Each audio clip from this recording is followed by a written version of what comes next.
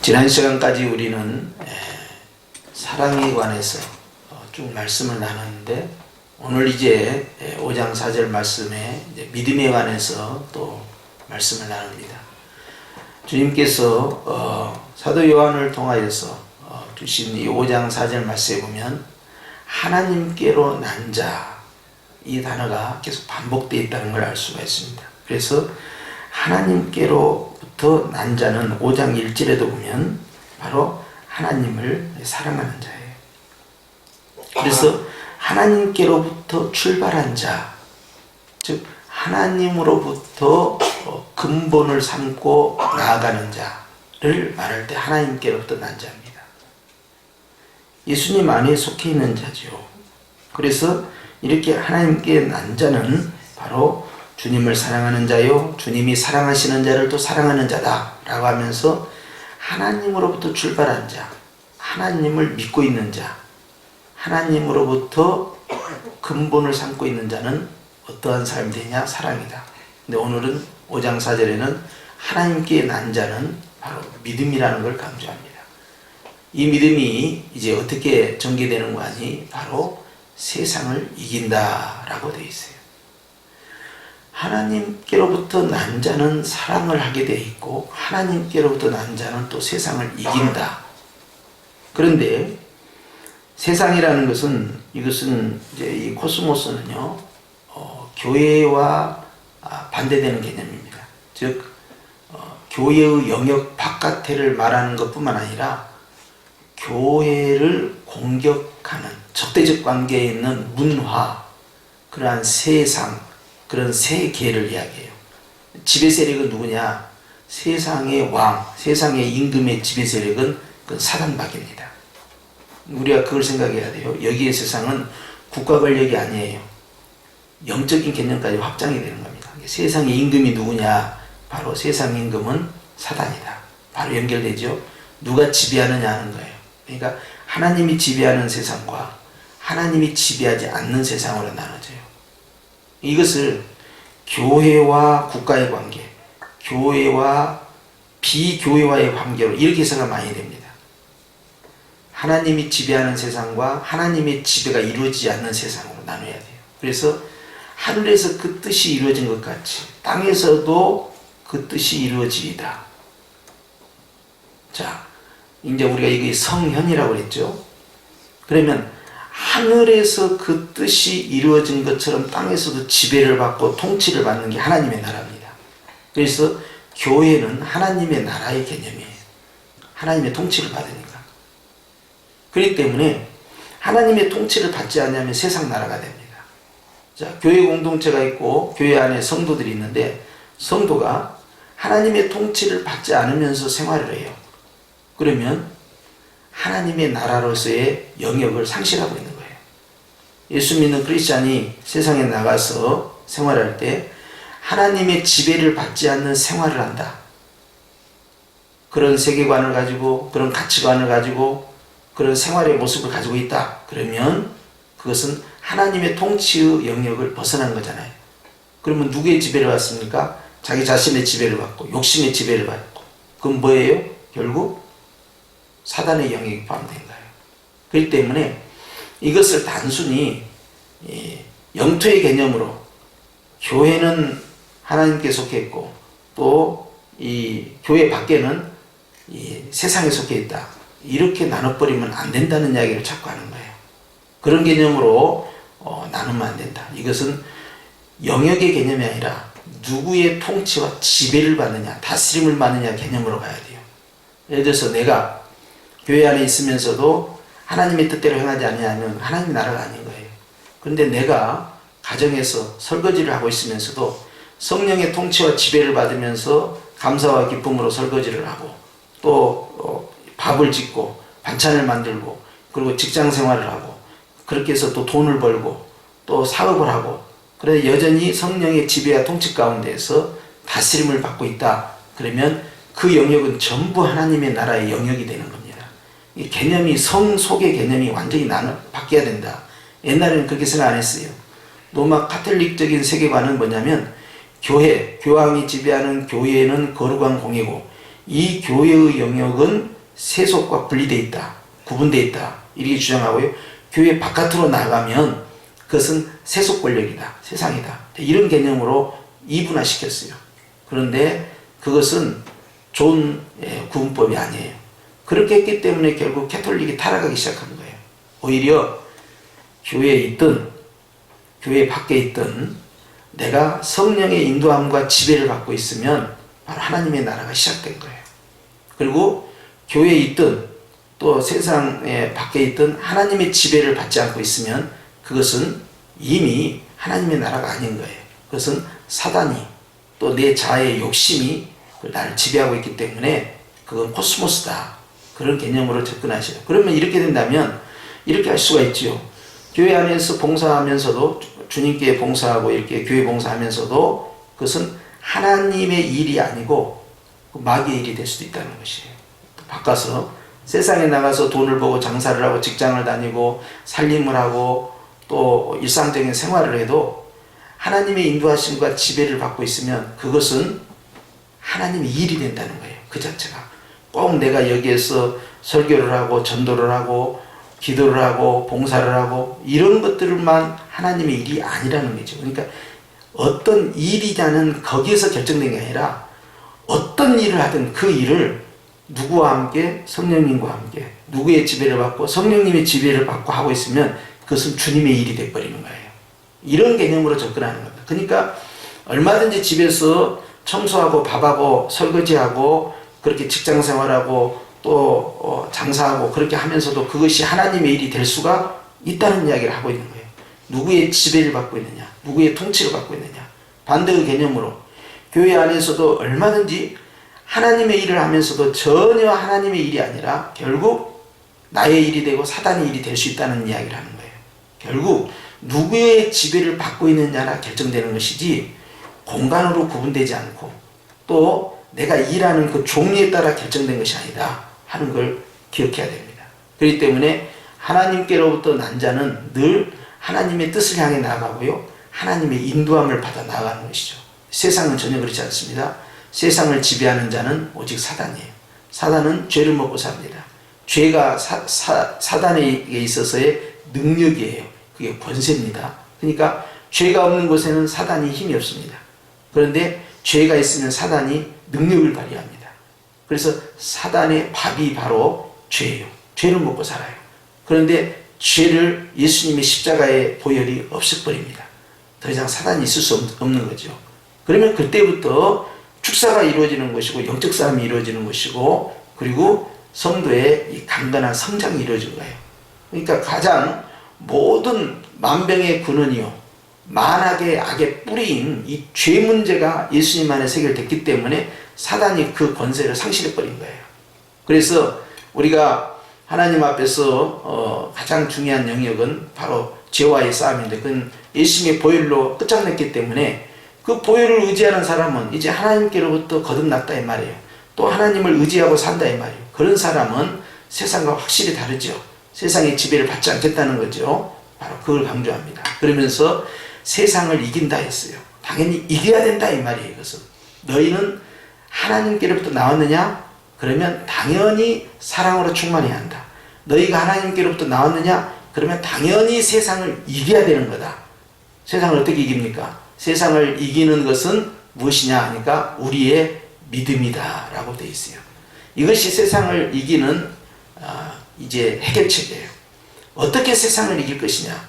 세상을 지배하는 자, 즉 사단과 사단이 지배하고 있는 그 시스템, 그 죄악의 시스템에서 내가 이기는 방법, 이기는 싸움이 뭐냐? 그것은 믿음이다 그래요. 무엇을 믿습니까? 그것이 5장 5절입니다. 시작. 예수께서 하나님의 아들이심을 믿는 자가 아니면 세상을 이기는 자가 누구냐 그랬어요. 믿음으로 이긴다 했는데 우리는 에베소서 이 6장에 보면 전신갑주를 입으라 하면서 6장 11절 이하부터 하늘에 있는 악한 영들과의 싸움이다 그랬어요. 마귀의 괴계를 깨뜨리고 그때 믿음의 방패가 나옵니다. 근데 여기에 보니까 이것은 전투적 무기로서의 방어적 무기인 방패가 아니라 다른 개념으로 접근하고 있죠. 이것은 사단과의 싸움에 있어서 가장 중요한 근거가 되는데, 그것은 하나님의 아들을 내가 믿고 있을 때, 즉 의지하고 있을 때 세상은 이기게 되어 있다. 이거 왜 그렇습니까? 예수님께서 요한복음에 말씀하실 때 너희는 세상에서 환난을 당하나 담대하라. 내가 세상을 이기었노라. 이렇게 말씀하셔요. 요한복음 16장 말씀이죠. 자, 주님께서 세상을 이기셨기 때문에 예수님 안에 있는 자는, 즉 예수님을 믿고 있는 자, 예수님 안에 있는 자는 세상을 이길 수밖에 없는 구조라는 거예요. 그렇기 때문에 결국 내가 이기는 것이 아닙니다. 주님이 이기는 것이고 나는 주님의 승리에 같이 포함되어 있는 것이에요. 그렇기 때문에 시험을 받으시고 세상을 이기신 주님이 시험 받는 우리를 또한 도와주시는 것이죠. 그래서 오늘 이제 요한은 두 가지 원리로 접근한 거예요. 하나님께로부터 난 자, 주님의 사랑을 실천하는 것이다. 그리고 믿음으로 세상을 이기는 것이다. 이것이 하나님께 속한 자고 하나님으로부터 태어난 자고 하나님과 생활하는 자다 하는 걸 강조하는 것입니다. 결국 우리는 내가 이기는 것이 아니라는 걸 계속 강조하는 거예요. 우리는 어떤 참선과 같은 어떤 수양을 통해서 내 자신의 어떤 경건을 통해서 내가 어떤 수준에까지 끌어올려서 세상과의 싸움에서 이기는 그런 원리가 전혀 아닙니다. 내가 하는 싸움이 아니에요. 이것은 주님이 하는 싸움이라는 거죠. 내가 하는 일은 뭡니까? 그저 주님만 믿고 있는 거예요. 홍해를 가른 것과 똑같습니다. 홍해를 가를 때 내가 하는 일은 아무것도 없어요. 다만 주님이 홍해를 가르시는 걸 내가 보고 믿고 기다리고 있는 데인 거죠. 광야를 건널 때도 마찬가지입니다. 또 가나안 땅으로 들어갈 때도 마찬가지입니다. 여전히 우리에게 중요한 것은, 가장 중요한 건 뭐예요? 그것은 믿음이라는 원리예요. 뭘 믿습니까? 예수님이 하나님의 아들이라는 사실. 자, 예수님은 그리스도다. 예수님은 하나님의 아들이다. 메시아다. 내가 그걸 믿는다는 게 무슨 뜻일까요? 예수님이 하나님의 아들이라는 사실을 아는 것. 그것은 영생과 직결되어 있는데요. 그것은 내가 누구를 의지할 대상인가, 신앙의 대상이 결정이 된 거죠. 그러면 예수님께서 하나님의 아들이라는 사실을 아는 순간에 내가 의지하고 신뢰할 대상은 결정이 됐잖아요. 그러면 그 예수님을 의지함으로써 주님께서 그 다음 일들을 하시겠다는 거예요. 그렇기 때문에 주님이 누구인가를 정확하게 알고 주님을 의지하는 그 순간부터 승패가 결정된다는 것입니다. 주님이 그 일에 개입을 하겠다는 거예요. 내가 주님 안에 들어가고 주님이 내 안에 들어오셔서 역사하는 관계가 나타나기 때문에 이제부터 진행된 것은 내가 하는 일은 주님의 일이 되는 거예요. 그리고 그 주님이 하는 일에 내가 거기에 들어가 있는 것이죠. 그러니까 우리가 새끼 밥을 먹습니다. 전에 예수님 밖에서는요, 새끼 밥 먹는 것은요, 육신의 양식을 위해서 먹었고, 그리고 이것이 하나님께 영광되는 삶이 아니었어요. 그런데 예수님 안에서 내가 새끼 밥을 먹습니다. 식사할 때마다 기도를 합니다. 그런데 그 식사하는 그 순간순간마다 우리가 하나님께 감사 기도를 드리잖아요. 그 기도는요, 주님 받으시죠. 왜냐하면 내가 하는 이 육신의 식사가 결국 하나님께 영광이 돼요. 내가 예수님 안에서 건강하게 살고 내가 일용할 양식을 먹고 내가 생활하는 모든 과정 하나하나가 이제는 내 일이 아니고 주님의 일이고, 그리고 이것은 하나님의 영광을 위해서 나아가는 과정이기 때문에 그러합니다. 그래서 오늘 주님께서는 세상을 어떻게 이길 것이냐, 너는 이길 수 없다. 그런데 네가 하나님을 의지하면 이긴다. 하나님을 의지하면 이긴다는 뜻은 무슨 뜻입니까? 예수가 하나님의 아들이라는 사실 네가 믿느냐? 믿습니다. 그러면 네가 그 믿음 안에 있으면 세상을 이기게 되는 것이다. 결국 주님이 하시겠다는 거예요. 저것은 굉장히 단순한 원리입니다. 그래서 우리는요, 철저히 우리 스스로는 아무것도 할 수 없고요, 주님이 모든 것을 할 수 있다는 신앙이죠. 내게 능력 주신 자에서 모든 걸 할 수 있다는 말씀을 갖고요, 철저한 타협구원입니다. 주님 나를 끌어주셔야 한다는 거예요. 그래서 내가 기도를 할 때도 마찬가지고, 또 내가 이제 영적인 갈등 가운데에서도 이제 그 문제를 어떻게 해결할 것이냐 할 때도 우리가 알아야 할 것은 그거예요. 내가 그 문제를 극복하려고 할 때는 너무나 넘어설 수 있는 한계치가 높아 보여요. 그런데 내가 주님 안으로 들어가면 주님은 그 문제를 쉽게 해결한다는 거죠. 우리는 이걸 다른 말로 뭐라고 하느냐, 주님께 내려놓고 맡깁니다. 그런 용어로 써요. 그럴 때마다 주님이 개입을 하셔요. 우리에게 쓰는 영적으로 그것이 겸손입니다. 하나님 앞에 내려놓는 순간마다 우리는 주님을 의지하고 신뢰합니다. 근데 어떤 하나님이냐? 바로 예수 그리스도, 하나님의 아들 되신 메시아에 대한 신뢰가 전제가 돼야 되는 거예요. 그래서 주님께서는 이 4절에 있어서도 세상을 이기는 것이 바로 믿음이다라고 강조하신 거예요.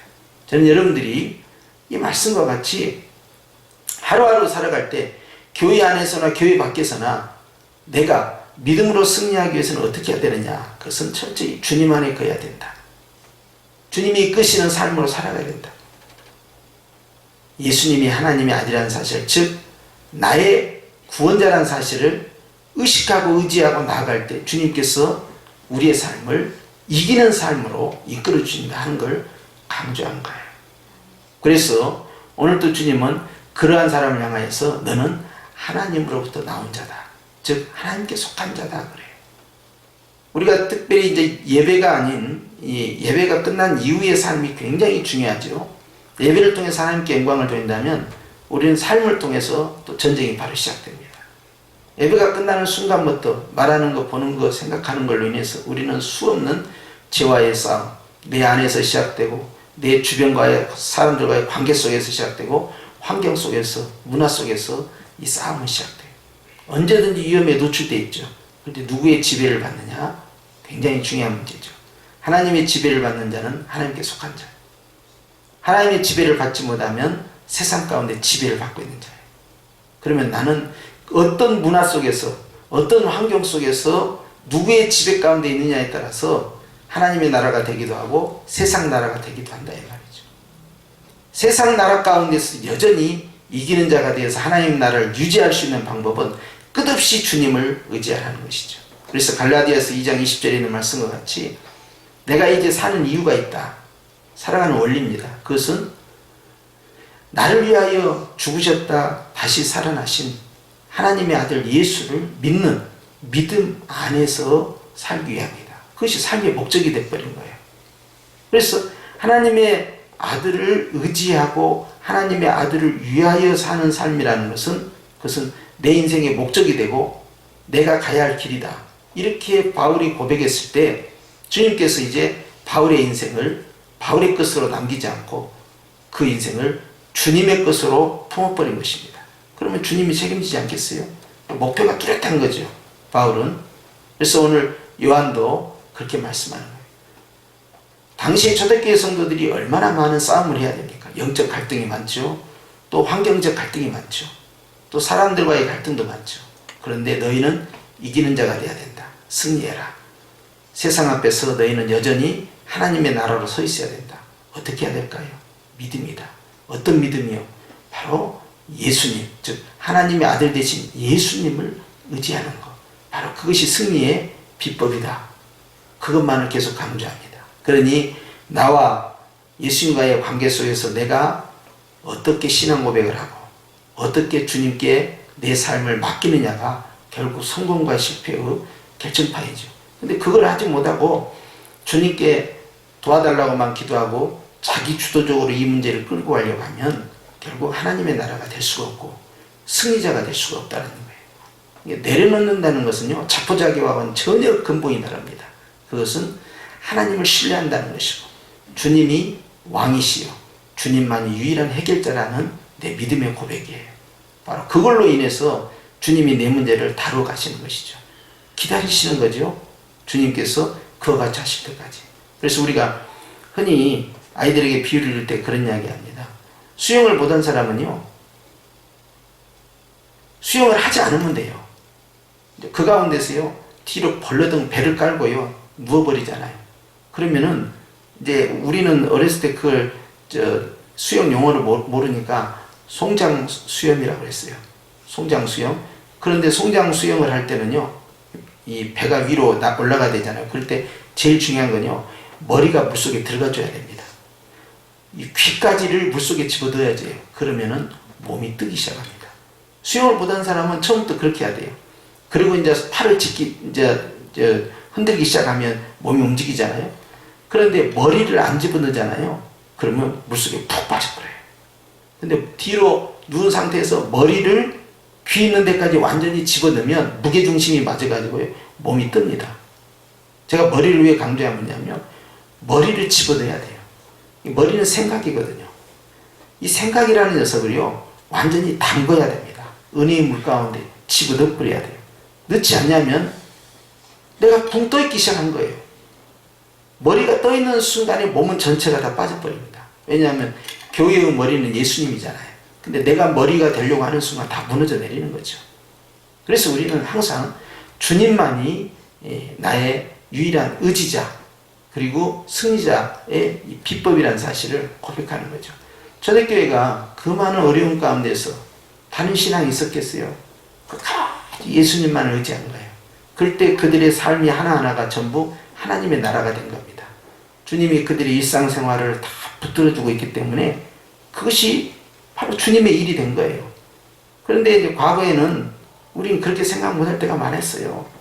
그저 교회 와서 예배드리고 봉사하고 전도하고 청소하고 또 교회 건축하고 이런 것은 하나님의 일이고 내가 집에서 생활하고 또 직장 생활하고 또 내가 장사하고 또 어떤 활동을 하고 이런 것은 교회 밖의 영역이니까 그건 세상 일이라고 생각했어요. 굉장히 위험한 일이죠. 그렇게 생각하면 안 된다는 거예요. 내가 교회 안에 있으면서도 마귀의 일을 할 수 있고 내가 교회 밖에서도 하나님의 나라의 일을 여전히 하고 있을 수 있다. 내가 밥을 짓고 반찬을 하고 청소를 하고 일상적 생활을 하면서도 누구의 지배를 받고 있느냐, 누구의 통제를 받고 있느냐, 누구의 인도함을 받고 있느냐, 무엇을 목표로 하는 있냐에 따라서 일의 성격은 완전히 달라져요. 그래서 코스모스가 다스리는 그러한 사단의 영역이 아니라 성령께서 다스리시는 하나님의 나라는 예배당 밖에서도 언제든지 지속되는 것이다. 그걸 아셔야 되죠. 그래서 얼마든지 하나님 앞에서 매일같이 승리할 수 있느냐? 할 수 있다는 거예요. 왜? 주님이 승리하셨기 때문에. 그러므로 너희는 승리하신 주님을 의지하라. 그래야면 주께서 너희를 이기게 하신다. 그래서 끊임없이 주님을 의지하는 자만이 승리하는 거고. 이제 기도하는 사람들 입장에서 어떻게 합니까? 우리가 하나님 앞에 공식적인 기도도 하고 새벽 예배나 이런 공기도를 할 때가 있고요. 또 이제 모여서 합심기도 할 때가 있고 식사할 때도 식사기도 하잖아요. 또 이제 밤기도 하는 사람, 또 산기도 하는 사람, 철학기도 하는 사람 각각 있잖아요. 그런데 주님은요 거기에 또 중요한 말씀 하셨잖아요. 쉬지 말고 기도하라. 또 이렇게도 표현하셨어요. 무시로 기도하라고 했어요. 이거는 뭐예요? 사람이 어떻게 직장생활도 하고 또 이제 장사도 하고 가정생활도 하고 TV 볼 수도 있고 운동할 수도 있고 여러 가지 할 수 있잖아요. 청소도 해야 되고 걸어다니기도 하고 영화관에서 가서 영화도 볼 수 있고요. 뭐 할 수 있잖아요 다. 그런데 어떻게 쉬지 않고 기도가 가능하고 무시로 기도가 가능하냐는 거예요. 그것은 내가 어떤 일을 하더라도 누구의 통제와 지배 가운데서 누구와 함께 그 일을 하느냐에 따라 결정된다는 것입니다. 그래서 쉬지 않고 기도는요 하나님과 여전히 꾸준한 관계 형성을 하는 거예요. 그러면 주님과 함께 그 일을 하고 있잖아요. 그럼 그건 주님의 일이 돼버립니다. 내가 방청소를 하고 있는데 주님과 함께 그 일을 하고 있으면 주님의 일이 돼버리는 거예요. 그것이 하나님의 나라가 이미 임하고 있는 거예요. 여전히. 그리고 그것은 승리하는 거죠. 왜? 하나님 나라는 빛이에요. 세상 나라는 어둠입니다. 어둠을 쫓아내는 방법은 빛이 가버리면 어둠이 물러가는 거죠. 그렇기 때문에 주님의 지배 가운데서 그 일을 하게 되면 다 이기는 자가 되는 거예요. 저는 여러분들이 오늘 이 수예배를 나와서 하나님께 드린 이 예배가 빛이라면 이 빛 가운데 있는 이런 모습처럼 예배 후에도 여전히 가정에 가서도 주님과 함께 생활하고 있으면 바로 그것이 하나님의 나라의 일이요 또 하나님 나라의 승리가 된다 하는 걸 기억하시고 교회 안에 있어서나 교회 밖에서 있어서나 여전히 이기는 자가 되시길 축원합니다. 바로 요한계시록 2장과 3장에 이기는 자에겐 내가 상급을 주겠다 하면서 주님이 축복을 약속하셨어요. 매사에 이기라는 것이죠. 그래서 우리의 크리스찬들의 그 인사말 가운데 하나가 승리합시다 그래요. 그 용어는요 언제든지 도전 가운데서 이기는 자가 되라는 거예요. 그래서 주님은 어떤 주님이냐? 이기시는 주님이시다. 바로 승리의 주, 바로 예수 그리스도다 그래요. 그래서 저와 여러분은 이미 이기신 주님과 함께 생활하기 때문에 여전히 우리는 이기는 자로 서 있기 위해서 방법은 딱 하나다. 주님 안에 거하면 되고 주님과 함께 동행하는 것이다. 주님만을 의지하고 신뢰하는 것이다. 그런데 내가 그 문제를 해결하기 위해서 염려하고 걱정하고 머리를 세우고 생각을 세우고 거기에 골똘하고 그리고 주님이 원하지 않는 방법으로 그 문제를 풀어가려고 할 때 결국 그것은 세상 앞에서 패배할 수밖에 없고 사단은 그것을 기다리고 있는 거죠. 그리고 사단이 이제 우리의 감정 가운데 이제 걱정과 근심을 집어넣고 두려움을 집어넣고 불안을 집어넣고 그리고 주님의 말씀을 떠나게 만드는 거예요. 그런 삶을 통해서 결국 사단의 지배를 받게 되는 것입니다. 그러면 성령께서 얼마나 마음 가운데에서 근심하시게 되냐 하는 거예요. 오늘 주님은 그것이 아니다. 하나님께 난 자, 하나님으로부터 출발한 자, 하나님 안에 거하는 자는 믿음으로 끝까지 승리해라. 이것이 초대교회에 주셨던 사랑이라는 단어와 함께 주신 바로 믿음이라는 주제다. 이걸 기억하시는 저와 여러분이 되시길 주님을 축원합니다. 기도하십시다.